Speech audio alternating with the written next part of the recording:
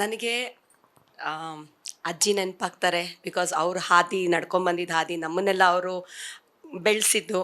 ಮತ್ತು ನನ್ನ ತಾಯಿ ನೆನಪಾಗ್ತಾರೆ, ತುಂಬ ನೆನಪಾಗ್ತಾರೆ. ಅವ್ರ ಜೀವನ ಹೇಗಾದರೂ ಇರಲಿ, ನನ್ನ ಮಗಳು ಚೆನ್ನಾಗಿರಬೇಕು ಅಂತ ನಮ್ಮಮ್ಮ ಪ್ರತಿದಿನ ವಿಶ್ ಮಾಡ್ತಾಯಿದ್ರು. ಪ್ರತಿದಿನ ಅವ್ರು ಅನ್ಕೋತಾಯಿದ್ರು. ಸೊ ನನ್ನ ಪಾತ್ರದಲ್ಲಿ ನಾನು ಅರ್ಧ ನಮ್ಮ ಅಜ್ಜಿ, ಅರ್ಧ ನಮ್ಮ ತಾಯಿನ ಕಾಣ್ತೀನಿ ಸರ್. ಒಂದು ಐಡಿಯಾ ತೊಗೊಂಡಿದ್ದಾರೆ ಅಷ್ಟೇ. ಓಕೆ.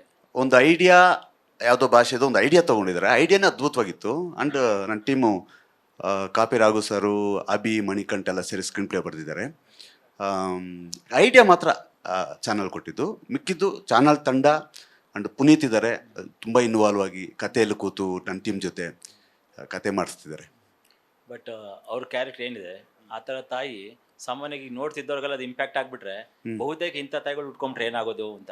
ಇಂಥ ತಾಯಿಗಳು ಉಟ್ಕೊಂಡ್ಬಿಟ್ರೆ ಅಂತ ತಪ್ಪೇನಲ್ವಲ್ಲ.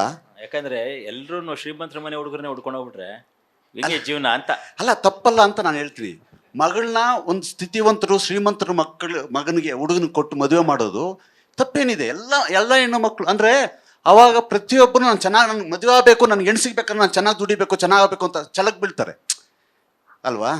ಅವ್ರ ತಾಯಿ ತನ್ನ ಮಕ್ಕಳ ಇದಕ್ಕೋಸ್ಕರ. ನಿಮ್ಮ ಉದ್ದೇಶ ಒಂಥರ ಈ ಬಡವ್ರ ಮಕ್ಕಳು ಬೆಳಿಬೇಕಯ್ಯ ಅಂತಲ್ಲ, ಆ ಥರ ಹೋಗಿದೆ. ಹೌದು, ಕರೆಕ್ಟು. ಬಡವರು ಶ್ರೀಮಂತರಾಗ್ಲಿ ಅಂತ.